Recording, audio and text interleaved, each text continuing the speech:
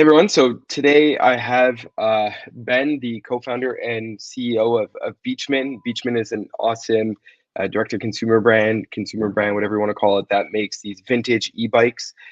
Ben's based out of Toronto. And Ben, why don't we start with this?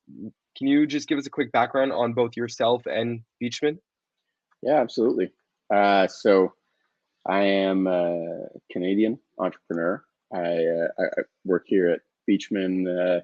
Full name of the company is actually Beachman Motor Company, but we just call ourselves Beachman, and we produce electric bikes and motorcycles and other fun stuff, mostly for fun, like cars, all in that kind of vintage look, modern electric technology little space that we've carved out for ourselves. Um, I started the company with a partner. His name is Steve Payne. Steve is the engineer, COO side of the business. I do all the sales and marketing. Um, and yeah, we're in our fourth year of business now. We just raised money last year and we've expanded into an 8,000 square foot facility in downtown Toronto where we build, you know, 500 bikes a year and ship them out all across the United States, in Central America and Canada, stuff like that. And yeah, it's awesome, man. It's exciting to be one of the, I feel, few companies that's still, you know, manufacturing stuff in Canada Mm. and getting to make a bike that is something that I've dreamed about for 10 years before actually starting the company. So Yeah, no, that's a huge accomplishment. Good for you for doing that. And it's like it just made me think like you don't sell e-bikes, you sell fun. Because you're right, mhm. everything you sell on your site is fun. Like it's awesome. Um, can you tell us what's a typical day look like for you as CEO of Beachman? Oh man, all over the place, dude. There's no such thing as a typical day. Like Every day is yesterday, different. I was editing the commercial for our upcoming launch of our 2025 model, which is like completely new bike that we built from the ground up. So I Still vintage edited. theme for that Yeah, bike? yeah, it's a similar bike. Like if you squinted from 100 feet, it would look very similar. We kept the same kind of profile, but we redesigned the frame from scratch because up until now we've been using vintage Honda frames and bolting electric Mhm. technology into a gasoline, uh, kind of setup. And now we've redesigned the bike literally from nothing around storing and housing electric powertrain instead. So it makes a lot more sense, and it's even better looking, which is cool. So, Cool. yeah, so I literally will edit that one day, and then the next day I'm in meetings all day with potential wholesalers and distributors, meeting important customers. Like a big part of our sales kind of strategy, which is why we work with you guys, is like I'd say half of our sales, at least, probably more, like 70%, are word of mouth. So we have a lot of customers that are super proud to be Beachman owners, and it's like being a BMW guy or something. They just go around telling everyone how much they love it, and we treat those people with a lot of respect and give them time of day and stuff. So yeah, we'll be working on programs to support those customers, and then the boring stuff of being a CEO, lots of meetings with lawyers and bankers and stuff Admin like stuff. that. Yeah, Hmm. yeah. A lot of that. Interesting. I mean, no 2 days are the same. I mean, what can you ask for? What more can you ask for? Because that's what's fun in a job, right? Is just Yeah. having a different day every day. Um, so I mean, you touched on like sales, how it comes mostly from referrals and word of mouth, whether it's 50, 70%. What tips do you have for selling an expensive product online? It's a different shopping journey, as we know, buying a $4 or $5,000 e-bike versus buying a $20 t-shirt.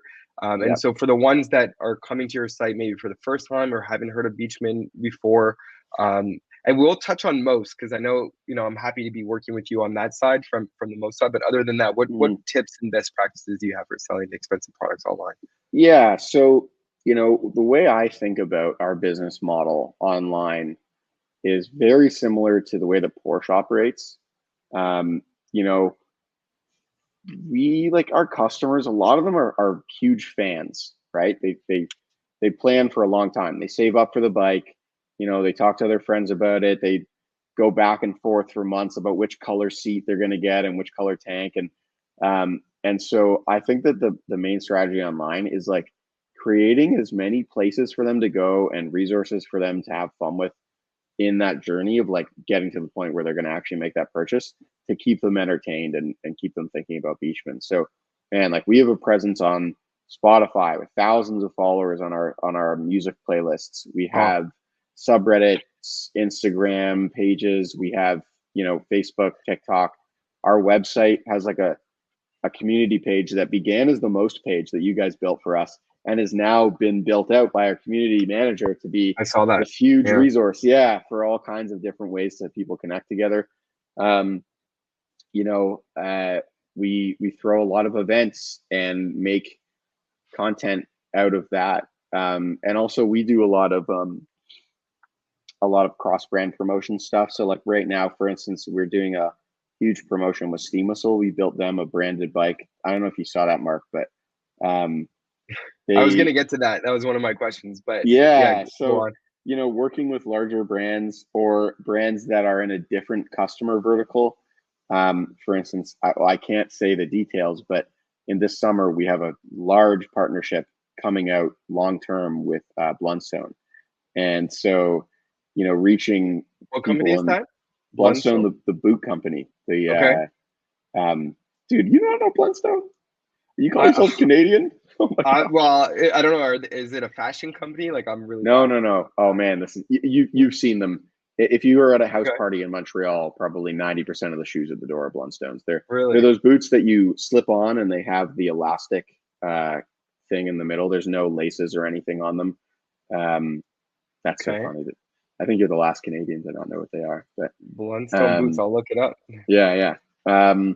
So anyway, Oh yeah, working of with course I've seen these. Oh, these are nice boots. I like these. yeah, yeah. This is like one of the largest shoe companies in North America. So, Wow. Good for you. working with them, we're accessing a new customer vertical. There's so many opportunities to create content online, um, and yeah, I think that's kind of where I'm at. I just think of different ways to bring the feeling of the brand, because that's really our main selling point. Like you said, it's joy. Like Yeah. that's the kind of guiding principle for everything we do.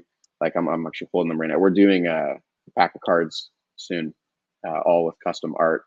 because it's fun. It's a game, I love that. and yeah. So all of these things kind of tie together to create this environment online that people can just constantly find new and interesting things about. So. And they really feel, I mean, you guys do a good job of this on your website and in your branding and everywhere, that you feel like you're joining a community Mhm. when you like, interact with Beachman, and like the products really speak to a type of person, right? Mhm. It's like a very, set kind of profile person, and it's not. I think there's both like a wide range and a very specific type of person that this is for. But yeah, I think that's a probably just a. I mean, I know I don't want to speak for you, but another element of your marketing. You touched on, so okay, so you touched on Steam Whistle and you touched on Blundstone boots. Um, Talk to me about your thought process, or how you approach co-branded partnerships, both in these individual cases and in general. Yeah, so for us, it's always about maximizing the value for both parties, right? We only work with brands that align with us. That, if you were imagining a store like Hudson's Bay, or, like Bay is a great example where they got a lot of brands and they all fit, right? Straussen, Topman, that kind of thing. Um, Working within that vertical, like what is the Beachman sphere? So we start there. And then when we find a partner, we think about, ways to make it interesting for us and for them, and then also for our consumers, right? So, and when I say us and them, I mean literally like the people working at the companies. We don't do anything that doesn't enthuse the staff, because you're so much more productive and profitable when people are interested in their job. So, Steam Whistle is a great one. We get to throw parties with these guys, and we get trade, staff beer for stuff like that. So that adds a lot of horsepower. And then secondary is like, what are we actually doing? So, for us, our business model is convenient. We have this incredible product that's just the right price that for a brand like Steam Whistle, they can buy a bike, we'll give it to them at wholesale kind of thing, and customize it, tweak it out, make it even more kind of theirs, and then make it a prize and give it away, right? Like that's our kind of standard structure. We've done that with many brands at this point. Did you approach them or they approached you? They approached us. Yeah, Nice. we have a relationship with Steam Whistle. Okay. I have some members of my family work there, and so we've known each other for Okay. decades. A lot of the staff. So that was one that was inevitable, I would say. Yeah. And I Our saw the bike initial, with the green seat, I think, like the Steam Whistle green seat, which I thought was really cool too. yeah, and then like our very first one that we did, Mark, was Neutral Vodka. I don't know if you're familiar Okay. with them, I've but I've heard, yeah. they make like seltzers and stuff. They're similar to White Claw. So in Yeah. our very first year, when Steve and I were two guys in a garage of a house building bikes by hand, like that kind of vibe, they bought 5 bikes from us and gave them away on Instagram, and it like blew us up overnight. We went from 400 to 4,000 followers on Instagram, and the rest was kind of history. That was the moment, that the inflection point for us to go from being 2 dudes to being like a company online that people know of, and they've no idea we're 2 dudes. They just think we're this cool brand. So yeah. And then what about the Bloodstone boots? How's that gonna Oh arrange? man. Or can you not share yet? Yeah, I can't share all the Okay. details yet. It's so cool. It's funny, I'm staring, it's sitting on my desk, the thing that we're doing. But Tease it. when is this coming out? On the spot. Okay. Tomorrow, Okay. next week. I don't know. Yeah, no. So we'll have to hold off announcing it. But I will say that the tease I can give is Blundstone is known as a master of materials, that their boots have a lifetime warranty on them. So we're doing something with Blundstone, utilizing that incredible expertise they have in making a long-lasting product out of leather. So yeah, very excited. Okay, And so so it's not a bike product. You're gonna make like an accessory for your. let's say it's somewhere in between those two Okay. guesses. Yeah. Wow. Okay. I'm excited. Everyone should be following the Beachman Instagram page to find out about this, because this is exciting. Yeah, it's gonna be cool. Yeah. That'll be announced on June 1st, I believe. So Cool. So I want to ask you about branding again. Because Beachman, again, strong brand, like really, really well done with the branding. What is your approach to marketing the brand, and maybe even to take a step back, like when you first started Beachman, like what was your thought process when you sat down and said, we're going to build this bike brand? Like, how did you tackle this and get to where you are right now from a branding standpoint? Yeah, so I'll take you a step back. It didn't start as a bike brand. It just started as a brand. So I created Beachman as an Instagram page. It's called Beachman Life. Still going. It's got like just over 90,000 followers. It was just like a fun side project I was doing when I was in college, and I just kind of kept plugging away at it. Every day I'd post, and it just grew. What was the pretty aura well. of Beachman Life? I mean, I it can kind was, of get a sense just by the name, but what did that mean to you? yeah, I think back then the term I used was the American James Bond, the casual, like there's this really popular online aesthetic for men that's like ultra masculine, very like colonial British, James Bond, like Tom Leather Ford gloves. perfume, leather gloves, tuxedos, Yeah. and rippling muscles, and like Ferraris, and like supermodel girlfriends. And it's just like, it's all very cool, but it's silly, right? And it's a very one-sided view of what is cool, and I don't think it really applies outside of that small circle. And for most men, I think that you and I would feel kind of silly, like dressing up and acting like that. So I wanted to find the opposite of that energy, which was how I called it Beachman. I was like, hey, who's the gentleman who just has no ego, super humble, friendly, probably basically James Bond on vacation.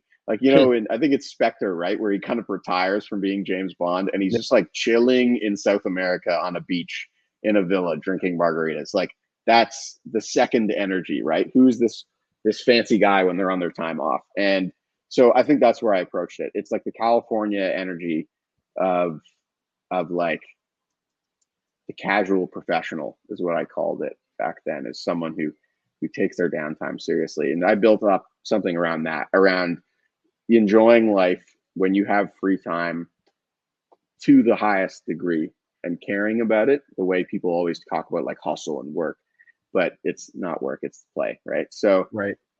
yeah, so, and you know, with that classic 60s aesthetic, I just kind of built up around that, and I would find new photographers and, you know, filmmakers and stuff that were working in that area, and then I would go back in time and find a lot of, obviously so much of the stuff I, you know, work around in the branding side is from, you know, decades ago, and just built up this definition of like, what is Beachman, to the point where you go on the Instagram, you scroll down there, you look at the website, you kind of get it immediately, right? But that comes from like almost a decade of sharpening that sword. And now that it's dialed in, now my focus in the marketing department is as we bring in people to the brand that they completely understand what is and isn't Beachman. And then when you're operating in that sphere, you can kind of do anything you want. It can be the way that we're talking on social media, it can be the commercials we produce, it can be, it dictates what we make, right? Everything is the brand, everything. The products, like when I was younger, before we were a real company and I was dreaming it up, I was like, what would a Beachman store be like? And you know, you go in there, it smells like sandalwood, there's plants, you know, it's very relaxing, there's like some cool jazz playing. You got a Porsche in the middle of the room for sale, like a Beachman custom Porsche, and you're there to buy t-shirt, phone case, lighter, but on the wall is the $10,000 parachute, right? That you could buy it, and it's almost that feeling of like, well, you know, I buy my phone case at the James Bond store, you know, they got the parachute. And so I think also that branding via product association is something I've worked on over the years. So yeah, I think that's how I approach it, through the products we choose, you know, the imagery we use, music we listen to, right down to, you know, the words that we use when we're talking to people. It has to all be congruent, and when it all matches, people really notice and identify with it, and they get really enthusiastic about it. Well, like I love that you work backwards from a character. I mean, and it's Mm-hmm. not unusual. Like a lot of brands will be like, "Hey, who's our audience persona?" and they'll write out these details. But like you took that a step further and actually conceptualized an actual character. I mean, in this case, maybe like James Bond's vacation alter ego, but that's just thinking of everything that person would like, wear, feel, touch, listen to, and then Mm-hmm. working outwards from there, I think is a brilliant approach. Exactly. And it doesn't need to be any one person. I don't care who you are. You don't need Yeah. to be freaking some dude from London or whatever, California, to enjoy it. But it is that, exactly. It's that way of life. It's like a person who enjoys this way of being. What does that encompass? And then you go from there, right? So we talked about different campaigns that you've ran, just both from co-branded campaigns and stuff that you do on your website, but just from like for other e-commerce stores and direct to consumer brands, like is there something in your experience that's worked better than other strategies from a marketing standpoint? Um, Sorry, in terms of digital marketing? I guess I'm leaving that very open-ended. In terms of running a campaign, a marketing campaign Mhm. that's worked better than other strategies in terms of bringing traffic to the website and converting Yeah. customers, is there something that has stood out to you in your years of experience, whether it be a co-branded partnership, a Mhm. Facebook or something along those lines? Yeah. Gotcha. So yes, you know, it's funny, Mark. I've run almost no run of the mill advertising, digital marketing things like buy my bike. You know what I mean? Um, it's something that we never really had the inventory to, because my business for the past 3 years is basically permanently sold out. Right, as soon as we get bikes, they go. So I'm in that scenario right now. We got 150 downstairs being built, and they're going to be gobbled up as soon as we finish. That's So awesome. That's the dream. yeah, yeah, it is. So it's funny, like, in terms of marketing, I think you always have something to talk about. You come in armed, like Lil Wayne always said, like you come in with clips, right? Like Yeah. I always want to have something more interesting to say than just this is this Beachman, we exist by our product. So co-branded partnerships are one way to do that. Um, we did an Indiegogo campaign a couple of years ago. We're going to do another one this year, where it's, hey, something totally new is coming from this company that you didn't even know about, and you get to be a part of it. I think the more interesting the story, the more people care, because I mean, it's like we're being advertised to like 100,000 times a day, and um, if it's just hi, I exist, it gets pretty quickly trampled over. Um, I think that we always try to have something interesting beyond that. A good example is later this year, a project I'm working on right now is we're going to be dropping a Beachman out of an aircraft at 12,000 feet Wow. with Wow. someone riding it. Kind of like the Tom Cruise Mission Impossible thing, Yeah. where in the bike and him both have a parachute, like that kind of thing. And because Sounds that's like a interesting, Mr. Beast type video. yeah, or like a Red Bull stunt or whatever, right? And Yeah. the Yeah. reason we're doing it is because it's fun. Like, shit, I want to work at a company where I get paid to do that, right? Yeah. So, Yeah. um, and it's about as expensive as running a big marketing campaign, except it has this added benefit of being actually interesting and something worth sharing to your friends. Sharing and talking about. Um, Yeah. yeah, exactly. And so I would say stuff like that, where A, it's interesting, and B, people can tell it's not just marketing. Like it's something they would want to do in their own life. Obviously, not everyone, but a lot of people. That's like a cool aspirational thing, and that really comes through in the way that we do marketing. Same thing with our commercials. They're very informal. It's mostly just like a bunch of friends of the filmmakers riding around on bikes, having fun in the beach in California. And people can tell. They can tell when they're being sold to, and they can tell when they're not. And so I'm always trying to be on that side B.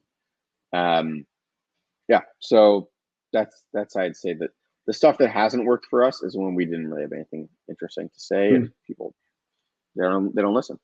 So It's great that you could discern those two things so clearly, right? And then you can just use that as your framework to marketing. Like so many brands that I speak to, that I follow, that I see, it's like their approach to scale and growth is to just dump money in paid media like Google ads, Meta ads, and acquire, like, pay to acquire customers yeah, at all costs. I've And like, literally never done that. Yeah. well, and that's like, kudos to you, because especially when the VC dollars dry up and it's not so easy to raise and pay, have negative margins because your customer acquisition costs are so high. When that happens, that's when people are really in trouble. But when you work from, organically, from building, your brand and telling your story and creating interesting content, then you have something that's evergreen, that is going to work for you.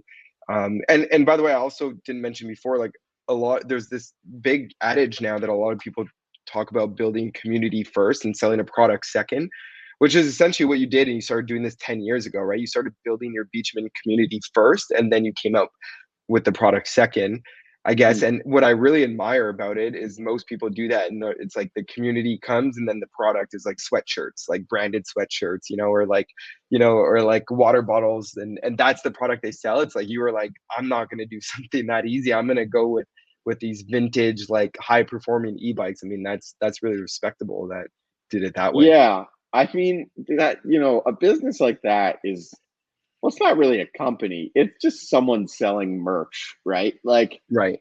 and I'd say that when you look at like the business landscape right now, I don't get it personally. Like, I think that either every new company is either that, or it's a startup, a VC backed startup that's doing this exact thing. They're burning money like Hmm. crazy, scaling, tricking people basically into becoming their customers, and then blowing up and selling, and then just walking away. Like, it's like the big crypto things where everyone rug pulled, right? Like, Yeah.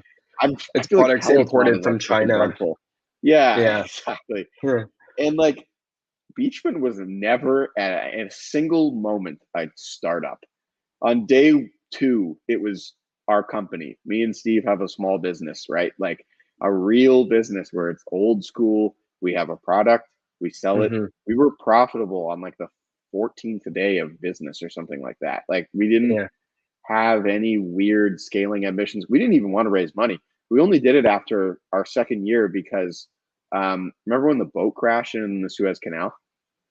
Yep. Yep. It That got stuck there, I ruined, think. yeah, ruined my life. Yeah. That boat, yeah. Yeah. I Yeah. didn't have Logistics and yeah.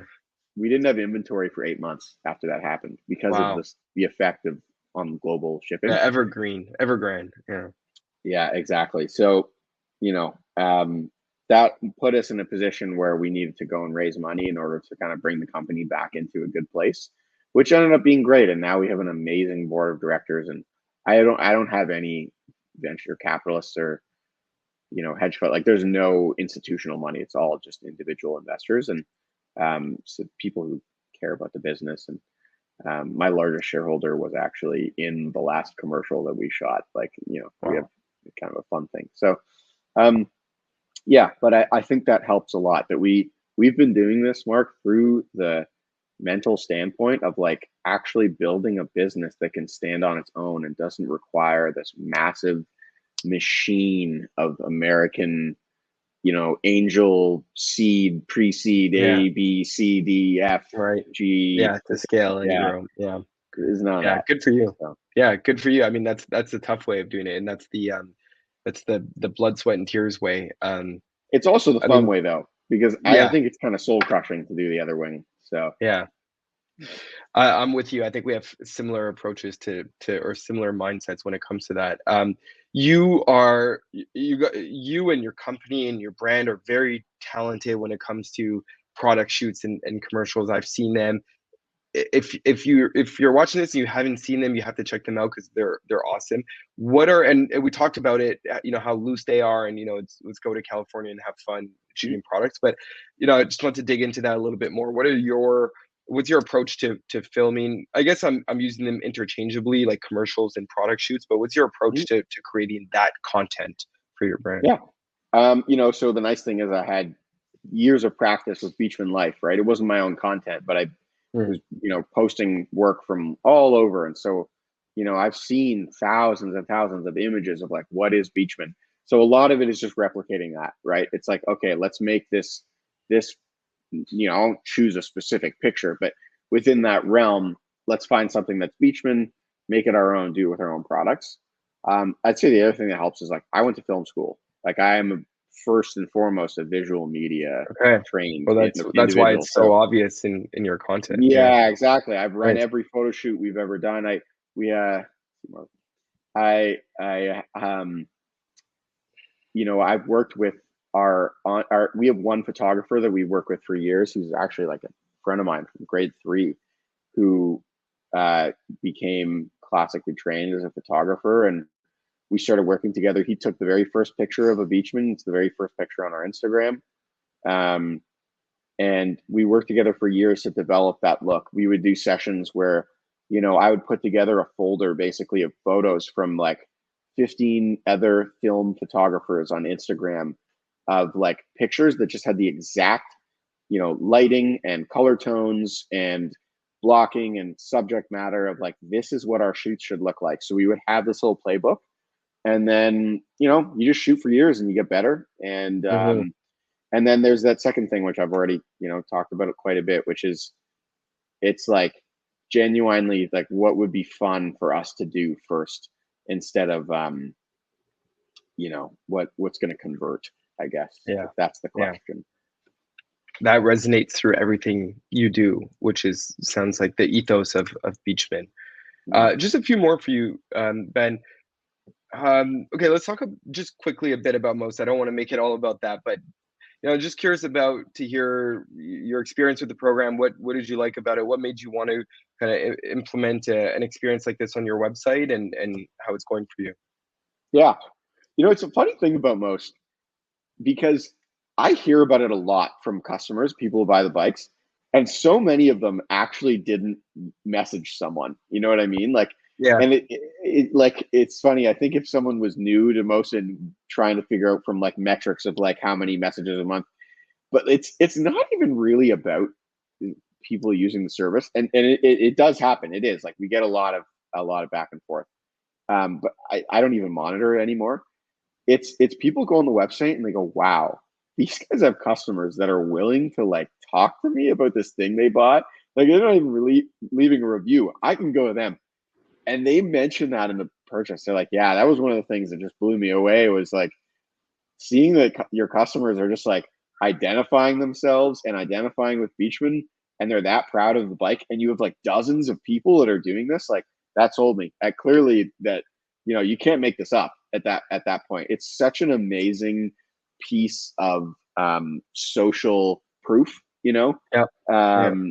and that's been the biggest benefit for us. It's a passive benefit almost, but it's I try to focus on those really strong pillars of like old school doing business that people identify with, like my product, like it's going to last you 10 years when you buy it, right? And so when people are in that consideration phase, they need to know that they're making the right choice, because there's no returns on a Beachman, Mm-hmm. right? Mm-hmm. It's there's a warranty, but your bike is yours the moment it arrives Mm-hmm. at your home. And so that decision has to be 100% first. And I think that's most is the foremost thing that we have going on. And I mentioned stuff like Reddit as well. Yeah. Controlling our own subreddit. Well, we don't control it, but building a place for people to talk. That really increases that confidence in the purchase, and the the willingness for people to take that leap and buy a freaking motorcycle sight unseen over the internet to their front door. Okay, let me just contextualize what happened here, Ben. We got cut off. We were using StreamYard. StreamYard seemed to not like my internet connection or whatever. We didn't lose the recording, thank God. But we decided to just wrap up this conversation. And this sucks because you were on a roll, man. Like you were just going into some really fascinating and interesting stuff. So I figured let's just yeah, maybe wrap up the last question and then one more for you, and we'll send you on your way. First of all, thank you for the sort of like, I guess, glowing review of most, or just it's great to hear how impactful it's been. It's something that we try to convey to customers that like it's not always just about how many interactions that you're getting and how many meetups you're getting, because that really varies from category, product category to brand size and things like that. But just the raw element of integrating this onto your website is going to result in a lift, and sometimes it's not always tangible or not quantifiable, but your shoppers will see that, hey, you're an open book, like this is a different experience than they're getting other elsewhere, and they can build a sense of trust with the brand that way. So I'm glad to hear that you came up with that on your own. I never told you to say that. Awesome. Yeah, no, you did. Yeah. so so let's It's funny Yeah, too. go I'm ahead, looking Ben. at I've never actually done this, Mark. I'm looking at the messages. It's kind of nice to see the people talking in the back end of most. Um, and yeah, I can see the questions and stuff. It's cool. Yeah. Um, Yeah, well, yeah. there's So there's a sorry. lot more coming on our end as well. So last one for you, Ben. Just very simply, what's coming next for Beachman? I mean, we touched a little bit on some new product drops, but short term and long term too. Like, what are we going to be talking about Beachman in 5 years, 10 years from now as well? Yeah. It's funny, Mark. Like as I said, when I started the company, I really wanted to do a lot of stuff. I felt strongly that if I can keep anything within this aesthetic of 60s cool mid-century Beachman stuff, I can make pretty much any product and make it fit. And that is true. But what I've come to learn over time is that, especially with brands that make a really impressive product at expensive stuff like that, people want to see focus. Like Mm. if Porsche came out with a fridge, people would buy it because it's Porsche, Yeah, but also it's kind of like, what are they doing? yeah, You guys make faster cars. That's what you do. And they've done an amazing job of creating partnerships across the globe, all kinds of different Porsche boats and stuff like that. Yeah. But it's marketing stuff, and they don't actually sell boats, right? You have to have a whole new business. And so, I think over time I've learned the value of focus. And so, the direction we're going in right now is just dominating where we are. So our next couple products, like I said, we're coming out with a bike that's designed specifically around being electric. It's going to be the best e-bike in the world, no question. And then after that, the next thing we're coming out with is actually like another e-bike, but like a pedal bike, like a normal bicycle. Oh, cool. And it's, that's just, especially because our product is really expensive, and there's a lot of people who would love to own a Beachman, but they can't get to that level of our main product. So our bike it's going to be great, man. We're making it look like an old 70s 10-speed, like the bike your dad would give you, and Nice. like the one in ET. Right. It's just driving around the neighborhood with your friends. In fact, the way we've designed the bike, it will be impossible to tell that it's an e-bike when you look at it. Okay. It'll just look like a normal bicycle, but a beautiful vintage one. Yeah, I think that we're opening up that kind of lower market, not in quality, but in terms of speed and price. Mm-hmm. Making a more standard everyday bike. Do you have a And price then eventually, point for that bike, out of curiosity? Or yeah, we're aiming for $19.99. Okay. So Yeah. really, really good price. Yeah, especially for our premium e-bike. Yeah. It's going to be pedal assist only, no throttle, just like cruising bike. Mm-hmm. It won't even have a display. It'll just have a button on your thumb that kind of like changing gears, but it'll just be the amount of pedal assist. Okay. That's it. Cool. We also have a really cool innovation on the battery system that no one's done, but I can't talk about that yet. So we're focusing on that. We're focusing on technology. We have another innovation coming out soon. We're actually, knock on wood, we're probably going to have the first fireproof battery in the world. We've signed an agreement with I can't talk about more than that really, but we have an agreement coming with a technology material sciences company that's going to be crazy. That's gonna be big for shipping too, right? Because that should lower your shipping fees, because it won't be a dangerous good. Insurance, it'll still technically be a dangerous good. It's still lithium, but right. Just peace of mind, honestly, for me, knowing that, and it's that should make headlines for us. But that's like a year out. It's a long time to develop something that's scientifically complicated, and then we're gonna one day motorcycles. But right now, battery technology needs to catch up. There's no way economically to produce a motorcycle for anyone other than the 1% of the 1%, right? Like Harley Livewire, that thing's like 40 grand. Yeah. And it's cool, but it's still worse than a gas bike. Even after that amount of money you spend, you could get 3 Ducatis and they'd all outperform it. So it's we're waiting for lithium price, the weight ratios, the range you get, all that stuff to catch up with gasoline before we move beyond. But when it's ready, we're going to move beyond, man. We're going to make some cool bikes. Nice. Yeah. And then on the side, sorry to interrupt, Ben. I was just had me thinking, are you still doing the, I remember you were doing this thing where you would can't remember exactly, but repurpose a vintage car or make a vintage car electric. Yeah, we're doing that right now. Honestly, Mark, we're just building cars for our own selves. Yeah. It's Steve's building himself an electric car. Mine's going to be next. We have some customers who are willing to pay us, but this focus thing I've been talking about, right? Just I think that every day, every hour we spend focusing on electric cars is time that we could have spent scaling this incredible bike business that we built. So yeah, if we make a bunch of money and I can spin off a department of the company that is just building electric cars, Range Rovers, Porsches, Volkswagen buses, 100%, we're going to do that. But not until we're ready, not until it makes sense. Until that day, we are doing it on our own time, on our own dime. We're building electric cars and we're having a blast, man. I recently brought, you can look it up after this. I bought a car called a Bradley GT, which is this ridiculous kit car for Volkswagen Beetles that they came out in the 70s. It kind of looks like a Corvette Stingray. And we're going to restore that. Cool. make it So you an electric restore it and car make it electric, right? Right. at the same Awesome. time. Yeah, electro resto is what it's called. But I mean, part of these things, it's like, there you repurpose it, you create content from it, you tell a Yeah, story from it, you share that. totally. Yeah. That's why I said it's marketing, right? Like this Yeah. car thing, yeah, we could do it. We could just start building cars and probably make a business of it.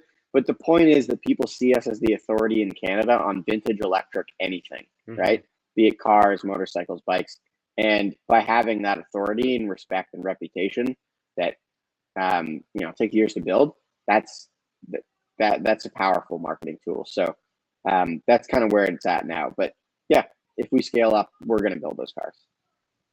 Well, that's so interesting, and you guys are building such an awesome brand. You have built such an awesome brand, and you're getting the success you deserve. So, I feel like we could keep going on and on here, but man, you crushed it. Everything was so interesting that you shared today. So I really thank you for taking the time to come on and share with us, and hopefully we'll do this again one day. Amazing. Thanks, Mark. Have a great day, man.